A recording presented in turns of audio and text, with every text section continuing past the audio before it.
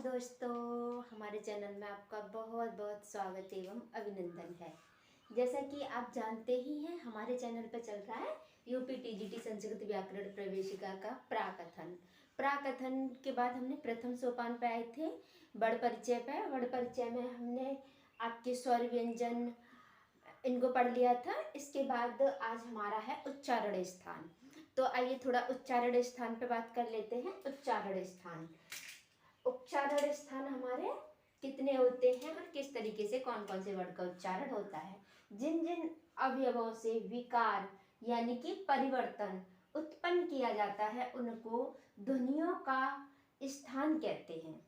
ध्वनियों का स्थान किसे कहते हैं? ध्वनियों का जो स्थान होता है उसी को हम उच्चारण स्थान कहते हैं। ध्वनि किसे कहते हैं? जो हमारे वर्ड हैं उन्हीं को हम ध्वनि कहें, शब्द कहें, नाद कहें। ये सब हम पहली वीडियो में आपको पहले ही बता चुके हैं। नाद किसे कहते हैं? ध्वनि को ही नाद कहते हैं और शब्द को ही ध्वनि कहते हैं।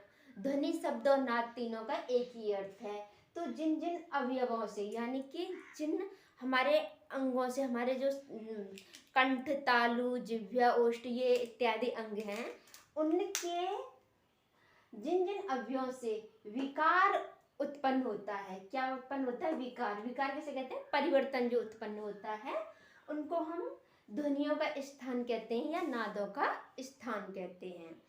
तो ये हमारा पहला है, इसे हम सूत्र के आधार पर पढ़ेंगे। पहला है हमारा कंठ।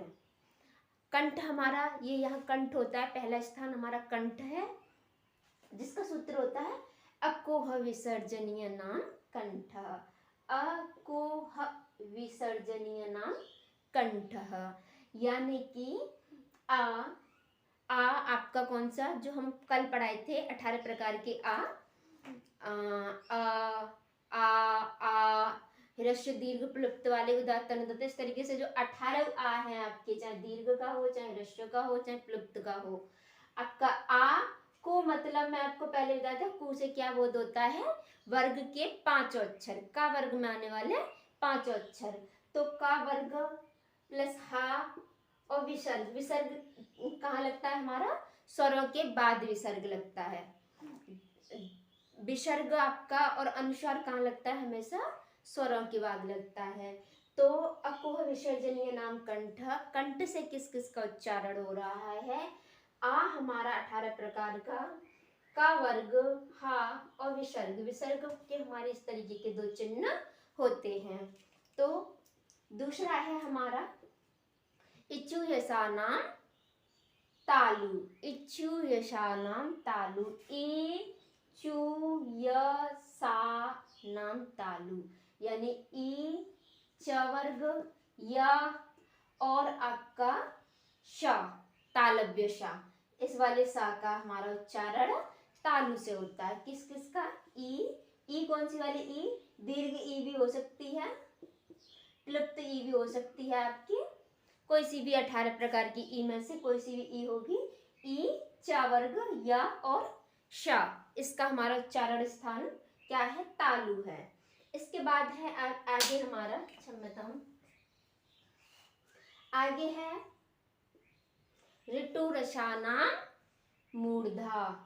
ऋतु रसाना मूर्धा, यानी कि री वर्ड आपका, ट वर्ग, रा और ये श, इनका उच्चारण स्थान क्या है? मूर्धा, मूर्धन्य श है ये। आगे है लृतुलसानाम दंतः। लृतुलसानाम दंतः, यानी लिर्री आपकी, ता वर्ग, ल और श, इनका उच्चारण स्थान क्या है? दांत आपके, दंत। इसके बाद है आपका उपपदमानीय नाम ओष्ठः, यानी कि उ आपका 18 प्रकार का, पा वर्ग और आपका उपदमानीय। उपदमानीय मैं आपको पीछे वीडियो में बता चुकी थी। उपदमानी किसे कहते हैं और जिह्वा मूल्य किसे कहते हैं, ये अयोगवाह के अंदर आते हैं। उपदमानी आपका होता है यदि पा व फा के पहले जो अर्ध विसर्ग होगा उसे हम उपदमानीय कहते हैं। इसका उच्चारण हम अर्ध विसर्ग की तरह करते हैं। इसके बाद इसका भी हमारा क्या है? उपदमानी का यदि उच्चारण पूछा जाता है तो आपका ओष्ठ है। इसके बाद है यमगणना नासिका, यानी वर्गों के जो पंचम अक्षर हैं आपके, पंचम अक्षर कौन से, या ग ड़ न म, ये वाले अक्षर आपके नासिका हैं। कौन कौन से आते हैं, या ग ड़ न म, ये पांचों अक्षर आपके नासिका से बोले जाते हैं। इसके बाद एतेतौ कंठोष्ठः, यानी कि ए ऐ का आपका कंठोर तालु से बोला जाता है। एतेतौ कंठ तालु, एतेतौ कंठ तालु, ए और ऐ का उच्चारण आपका कंठोर तालु से होता है। इसके बाद है आपका ओतौतौ, इसका उच्चारण आपका कंठोर ओष्ठ से होता है। ओ और औ का उच्चारण आपका कंठोर ओष्ठ से होता है। इसके बाद एक बचता है वकार, वकारस्य, वकार का उच्चारण आपका दंतोर ओष्ठ से वकार का उच्चारण होता है। इसके बाद नीचे बचता है आपका जिह्वामूली, जिह्वा की जड़ से जिह्वामूली का उच्चारण होता है। जिह्वामूली किसे कहते हैं, यानी कि यही वाला पा, का और खा से पहले यदि अर्ध विसर्ग होगा, क्या होगा, अर्ध विसर्ग होगा, तो इसको हम क्या बोलेंगे, जिह्वामूली बोलेंगे। इसे हम अर्ध विसर्ग की तरह उच्चारण करते हैं। अर्ध विसर्ग जैसे कि हम बोलते समय पूरा विसर्ग का उच्चारण नहीं दिखाएंगे, इतना जल्दी बोल देंगे कि उससे आगे वाला शब्द आ जाएगा। जैसे बालकः फलं खादति, फलं फलं खादति, फलम माँ की क्षम्यतां ये नहीं होगा, हम इसे ऐसे बोल सकते हैं, बालकः खादति फलम, बालकः खादति फलम, बालकः खादति फलम।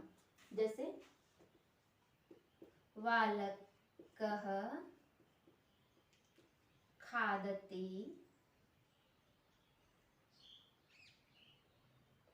खादति फलम। तो इस तरीके से ये हमारा, हम ऐसे भी रख सकते हैं और इसे ऐसे भी कर सकते हैं। इस तरीके से भी हम इसका अर्ध विसर्ग का दिखा सकते हैं, इस तरीके से भी कर सकते हैं। तो हम इसका उच्चारण कैसे करेंगे, बालकः खादति फलम, बालकः खादति फलम। ऐसे नहीं कहेंगे बालकः खादति फलम, बालकः खादति फलम। इस तरीके से ये जिह्वामूली और पद्मानी को हम केवल उच्चारण के लिए होता है। इसमें क्या होता है कि आप अर्ध विसर्ग भी रख सकते हैं और पूरा विसर्ग भी रख सकते हैं, ये विकल्प से होते हैं जिह्वामूली और पद्मानी। अब हम देखते हैं कि इसे हम याद कैसे रखेंगे। सबसे बड़ी दिक्कत होती है इसे याद रखने की। तो याद रखने के लिए मैं थोड़ी सी हेल्प करूंगी आपकी कि आपको याद रहे। सबसे पहला हमारा पहला उच्चारण का स्थान क्या है, कंठ। कंठ हमारा कहाँ शुरू होता है, यहाँ से शुरू होता है। तो इसमें हमारा पहला वाला स्वर आ रहा है। कौन सा स्वर आ रहा है, हमारा पहला स्वर आ रहा है आ। आ हमारा पहला है, तो पहला उच्चारण स्थान हमारा कंठ और पहला हमारा स्वर आ गया इसमें। इसके बाद व्यंजनों में हमारा पहला व्यंजन है, ये का से ही व्यंजन शुरू होते हैं, पहला ही वर्ग है, पहले वर्ग के सभी पहले वाले उच्चारण स्थान से। इसके बाद हमारा हा और विसर्ग, ये हमें वैसे भी याद हो जाएगा। हा क्या है, हा एक, हम ऐसे मान सकते हैं, इसे थोड़ा सा ऐसी कल्पना कर सकते हैं कि हा एक विशेष अक्षर है। हा जैसे हम बोले हे राम, हे राम, हे जैसे हा हमारा ये विशेष संबोधन के लिए प्रयोग होता है। तो संबोधन के लिए प्रयोग होता है तो हम इसे विशेष मान सकते हैं, तो विशेष को हम पहले ले लेते हैं। तो इस तरीके से हम हा को भी याद रखेंगे। सभी हमारे वर्णों में कौन सा वाला वर्ण विशेष है, हा, जो सबका संबोधन बढ़ा देता है, सबका सम्मान बढ़ा देता है, इसीलिए ये एक महान व्यंजन है। तो इसलिए हमने इसे सबसे पहले ले लिया। तो ये सबसे पहला क्या, हमारा पहला उच्चारण स्थान हमारा कंठ। इसके बाद बचता है विसर्ग। विसर्ग क्या है हमारा, हम ऐसे इसे ले सकते हैं कि संधि में हम कोई भी पुल्लिंग शब्द बनाने के लिए बिना विसर्ग के हम किसी पुल्लिंग में शब्द नहीं बना सकते।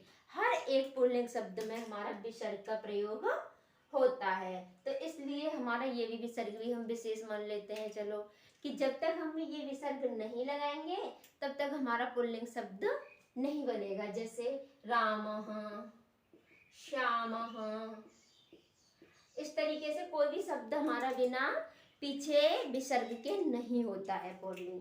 तो हमने ये क्या क्या याद रखा, पहला हमारा स्वर, दूसरा व्यंजन का पहला वाला वर्ग, हमने हा विशेष को रख लिया और विसर्ग के बिना हमारा कोई काम नहीं चल रहा है, इसलिए हमने क्या किया, पहले वाले में रख लिया। तो पहला हमारा उच्चारण स्थान क्या हो गया, कंठ। कंठ हम इतना तो सब जानते हैं कि हमारा पहला उच्चारण स्थान कंठ। हम खुद का अपना प्रयोग करके देख सकते हैं कि यहाँ से स्टार्ट होता है कंठ से। दूसरा हमारा कंठ के बाद दूसरे स्थान पर हमारा तालु आता है। कंठ से ऊपर का जो होता है ये तालु होता है। तो आ के बाद हमारा दूसरा क्या है, स्वर में आ के बाद ई। तो हमारे दूसरे वाले स्थान से पहले, सबसे पहले हमें इसके लिए क्या करना होगा, पहले अपने कंठ, अपने जो उच्चारण स्थान है उनको हमें स्पष्ट कर लेना होगा कि पहला वाला कौन सा है, दूसरा कौन सा है, तीसरा कौन सा है, चौथा कौन सा है। तो पहले हम इनको याद रख लेंगे। पहला हमारा उच्चारण स्थान कंठ, दूसरा तालु, तीसरा मूर्धा, चौथा दंत, दांत के बाद ओष्ठ आते हैं, ओष्ठ, ओष्ठ के बाद नासिका आती है, नासिका। केवल हम इतना याद रखेंगे, 1 2 3 4 5 6, इतना। ये तो हम हमारा प्रैक्टिकल ही है। पहले हमारा कंठ आता है, फिर तालु आता है, फिर मूर्धा, मूर्धा के बाद हमारे दंत आते हैं, दंत के बाद ओष्ठ आते हैं, और ओष्ठ के बाद हमारी नासिका आती है। तो अब हमें इसी के आधार पर याद रखना है। यदि हमारा परीक्षा में आ जाता है तो सबसे पहले, यदि हम भूल भी जाते हैं तो हम थोड़ा सा इसे एक चार्ट सा बनाएंगे और उस पर उसे रख के देख लेंगे कि ये वाला कहाँ आ रहा है। पहले हम उच्चारण स्थान रख लेंगे। अब ऐसे हमें इतना भी करने की जरूरत नहीं पड़ेगी। यदि हमें पहले उच्चारण स्थान अपने पता है कि पहले नंबर पर कौन सा है, दूसरे पे कौन सा है, तीसरे पे कौन सा है, तो आगे हमें समस्या नहीं होनी चाहिए। तो हमारी दूसरा वाला जो स्वर है वो क्या है, ई। कौन सी वाली ई, कोई सी भी ई हो सकती है। हमारे 18 जो प्रकार मैंने ई के बताए उनमें से कोई सी भी ई हो सकती है। उसके बाद दूसरे स्थान पे आता है चा वर्ग। हमें वर्ग का ध्यान अवश्य होना चाहिए कि हमारा कौन सा नंबर पे कौन सा वर्ग आ रहा है और कौन से वर्ग में कौन कौन से अक्षर आ रहे हैं। यदि हम इतना नहीं कर पाएंगे तो हम व्यंजन संधियों में भी परेशानियां होंगी हमें, और आगे हमें हर समास संधि में बहुत ज़्यादा दिक्कत होने वाली है। इसलिए हम सबसे पहले जो हमने इससे पहली वीडियो में जो पढ़ाया था आपको, वर्गीय व्यंजन का, खा, गा, घा, ङा, चा, छा, जा, जा, या, टा, ठा, डा, डा, णा, पा, फा, वा, मा, ना, ता, था, दा, दा, ना, ये सब हमने जो पढ़ाए थे आपको, ये चाहे ऐसे करके हो जाए पर हमारे का वर्ग में कौन कौन से आते हैं ये गड़बड़ नहीं होना चाहिए। सबसे पहले हमारा का वर्ग आएगा, उसके बाद चा वर्ग आता है दूसरे नंबर पर। तो चा वर्ग हमने दूसरे नंबर पर ले लिया। अब बचा हमारा एक चीज कि अब हमने नंबर लगाया अंतस्थ। अंतस्थ में कौन कौन से, य, व, र, ल, यही है ना, य, व, र, ल। तो अब हमने पहले को तो छोड़ दिया। पहले में हमने लिया किनको, विशेष दो लोगों को लिया था, हा को लिया था विशेष और विसर्ग को लिया था। अब हम दूसरे नंबर से अपना अंतस्थ स्टार्ट कर देते हैं। अब हम अंतस्थ को तुम ऐसे याद कर लो, य, र, ल, य, र, ल, य, र, ल। तो दूसरे नंबर पे हमने य को ले लिया। दूसरा वाला हमारा जो उच्चारण स्थान आया उसमें हमने य को ले लिया। अब हम लेंगे, हमारे 3 शाह हैं, 3 शाह हैं, इतना पता है हमें 3 शाह हैं। या तो हमें ये याद होना चाहिए कि ये वाला सा हमारा उच्चारण कहाँ से होता है। यदि हमें ये नहीं पता है कि ये वाला हमारा तालु से होता है तो हम इसे ऐसे याद रख सकते हैं कि हमारे उच्चारण का स्थान कौन सा है, दूसरा, उच्चारण का स्थान दूसरा, और ये हमारा सा कौन सा है, पहला वाला सा। सा का क्रम क्या है, ऐसे ही है ना, सा का क्रम ये वाला, फिर ये, फिर ये, यही क्रम होता है। या तो हमें ये क्रम याद हो, या हमें ये क्रम याद हो, या फिर हमें ये पता ही हो। तो हम पहले क्रम को दूसरे नंबर पर ले लेते हैं। अब यहाँ से दूसरे से हमने क्या स्टार्ट किया, 2 चीज स्टार्ट की। एक हमने अंतस्थ व्यंजन को लेना स्टार्ट किया और एक हमने ऊष्मीय व्यंजन को लेना स्टार्ट किया। तो ऊष्मीय में हमने पहला वाला शा लिया और अंतस्थ में हमने पहला वाला या ले लिया। इतना स्पष्ट हो गया। पहले वाले उच्चारण स्थान में हमने विशेष हा को ले लिया था, विसर्ग को। अब हम दूसरे वाले उच्चारण स्थान पर जा रहे हैं, तो हम स्वरों में दूसरा स्वर ले रहे हैं, व्यंजनों में हम दूसरा वर्ग ले रहे हैं, और यहाँ से हमारे अंतस्थ और ऊष्मीय स्टार्ट हुए हैं, तो इनका हम पहला पहला ले रहे हैं। इतना स्पष्ट हो गया होगा। अब आते हैं तीसरा, ऋतु रसानाम मूर्धा। तो इसको हम कैसे याद रखेंगे? टा को तो हमने ऐसे याद रख लिया कि ये हमारा तीसरा स्थान है और ये हमारा तीसरा वर्ग है, और इन दो को भी हम याद रख लेंगे। या वा को हम छोड़ देंगे यहाँ, या वा, और ये सा हमारा दूसरा वाला सा है। अब बचा हमारा ये रिर्री बचा। रिर्री को हम कैसे याद रखेंगे? वो रिर्री क्या है? रिर्री को हम कैसे याद रखेंगे? इसको हम यहाँ पे आना तो हमारा ऊ चाहिए था क्रम के हिसाब से। अब हमने यहाँ पे ऊ ना करके रिर्री आ गई हमारे तीसरे स्थान पे। रिर्री तो आ गई। अब हम इसे ऐसे याद रखेंगे, ऋतु रसानाम मूर्धा, मूर्धा रिर्री, मूर्धा रिर्री। इस तरीके से हम इसे थोड़ा सा इससे कनेक्ट करके याद रख लेंगे। धा और रा भी थोड़ा सा एक जैसा ही उच्चारण होता है। धारा, धारा, मूर्धा, रिर्री, रा, रा। इसे हम रा से भी याद रख सकते हैं, जिसमें रा आएगा उसी में रिर्री भी आएगी। जहाँ से रा का उच्चारण होता है वहीं से रिर्री का भी उच्चारण होता है। हम इसे विशेष ऐसे याद रख सकते हैं, जहाँ हमने रा को रखा वहीं पर हमने रिर्री को रख लिया। आगे चलते हैं, ऋतु रसानाम दंतः। अब इसे कैसे रखेंगे? ता तो ये हमारा चौथा उच्चारण स्थान है, ये हमारा चौथा वर्ग का है।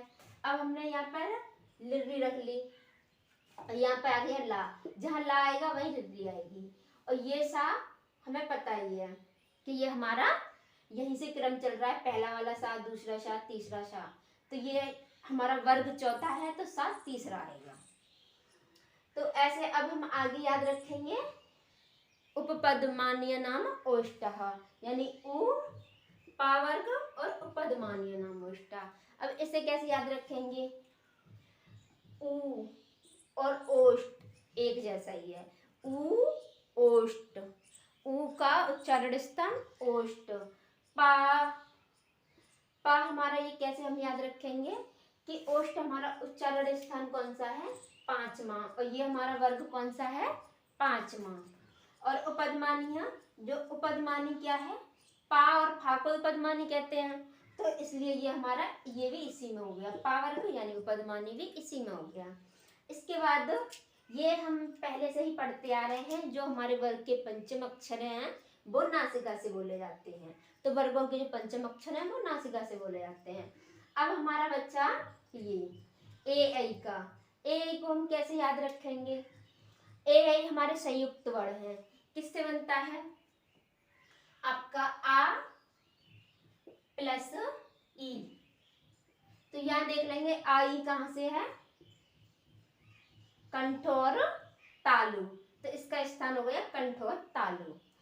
ओ औ, इस ये कहाँ से बनता है? आ प्लस उ। और उ मतलब कंठ और आपके ओष्ठ। अब बचा हमारा ये बकार। वा का उच्चारण स्थान क्या है? दो हैं वा के उच्चारण स्थान, दंत और ओष्ठ। दोनों ही कैसे हैं कि बहुत पास में है। दांत के ही बिल्कुल पास में हमारे होठ हैं। दांत और होठ जो हमारे दो उच्चारण स्थान बिल्कुल पास पास में काम करते हैं। जैसे ये हमारे दांत हैं, उसी के पास जस्ट हमारा होठ भी आ जाता है। तो वो दोनों पास पास वाले वा को हम कैसे याद रखेंगे? कौन से दो? ऐसे दो उच्चारण स्थान जो बहुत ज्यादा समीप है, जिनका डिस्टेंस बहुत ज्यादा कम है, उनका उच्चारण हमारा बा क्या कैसे हम याद रखेंगे कि बा को हमने क्या किया?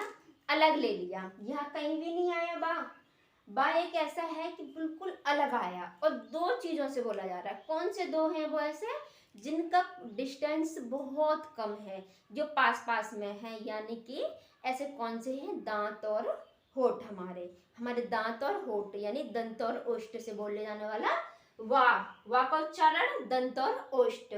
तो ऐसे करके आपको शायद याद रहेगा, मेरी ट्रिक शायद आपके कुछ काम आए।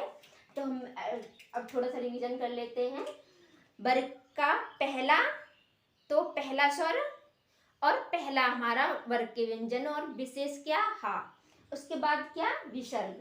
अब हम दूसरे से क्या स्टार्ट कर देंगे, अपने तीनों सा को स्टार्ट कर देंगे, ऊष्मी व्यंजन को ले लेंगे और अपने क्या ले लेंगे, या के बाद हम र ले लेंगे और ला ले लेंगे। इस क्रम को हम याद रखेंगे, इस क्रम को याद रखेंगे। और कहाँ से स्टार्ट करेंगे इसे, दूसरे वाले वर्ग से स्टार्ट करेंगे, दूसरे वाले वर्ग से स्टार्ट करेंगे, यानी कि उच्चारण के अपने दूसरे स्थान से याद करेंगे। तो हम पहले इसे याद रख लेंगे, कंठ, कंठ के बाद तालु, तालु के बाद मूर्धा, मूर्धा के बाद दंत, दंत के बाद ओष्ठ, ओष्ठ के बाद नासिका। तो इतना तो आप कर लेंगे। इसके बाद आपको दिक्कत होती है कि यहाँ कौन कौन से लगाएं, तो इसके लिए हमें वर्ग याद रखना है। पहले में हम पहला वर्ग, दूसरे में दूसरा वर्ग, तीसरे में तीसरा वर्ग, चौथे में चौथा वर्ग, पांचवें में आपका पांचवा वर्ग हम ले लेते हैं, पांचवा वर्ग हम ले लेते हैं। और छठवें में हम उसी वर्ग के जो नासिका वाला है, उसी वर्ग के हम पंचम अक्षर ले लेते हैं। तो हमने ये पांच, अगर हमें पांचों उच्चारण स्थान अगर याद हो जाते हैं तो इनको हम पांचों वर्गों में डिवाइड कर देते हैं पहले तो। उसके बाद हम दूसरे से स्टार्ट करते हैं, दूसरे वर्ग से। और ऊष्मी व्यंजन हमारे कितने हैं, ऊष्मी व्यंजन हमारे कितने हैं, 4 हैं। तो पहले में हमने हा को ले लिया, उसके बाद तीनों को हमने क्रम से तीनों शा को ले लिया। उसके बाद हमने अंतस्थ को एक एक में बांटा। कौन कौन से अंतस्थ, एक बा विशेष को छोड़ दिया। बा विशेष को हमने कहाँ लिया, दो उच्चारण स्थानों में, दांत और ओष्ठ। अब हमने ये क्या किया, या र ल, या र ल, या र ल, इसको हमने एक एक क्रम में बांट दिया। तो आप यदि इसे चार्ट बना के याद करोगे तो आपको बहुत अच्छे से याद हो जाएगा। पहले आप क्या करना, पहले आपको लिख लेना है, पहले आप वर्ग लिख लेना, पहला वर्ग, दूसरा, तीसरा, चौथा, पांचवा।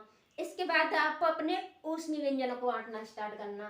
पहले वर्ग में हा रख देना, दूसरे में तीनों को क्रम से सा को रखना। कौन से वाले सा को, यहाँ से ये वाला सा दूसरे पे आता है, ये तीसरे पे आता है, ये याद रखना। उसके बाद हम क्या करेंगे, यहाँ से हम अपने अंतस्थ व्यंजनों को रखना स्टार्ट कर देंगे। पहले या को रखेंगे, फिर रा को रखेंगे, फिर ला को रखेंगे। इस तरीके से रखते रखते हमारा पूरा चार्ट बन जाएगा। और फिर हम इसे क्या करेंगे, अपने कंठ जो उच्चारण स्थान है उनको हम बांटते हुए आएंगे एक एक में। ऐसे आपको याद रहेगा। आप पहले इसको एक दो बार लिखने का अभ्यास करें चार्ट बना के, तो आपको बहुत अच्छे से याद हो जाएगा। तो मैं आशा करती हूँ कि आपको ये वीडियो पसंद आएगी। बस आज के लिए इतना ही। नमस्कार।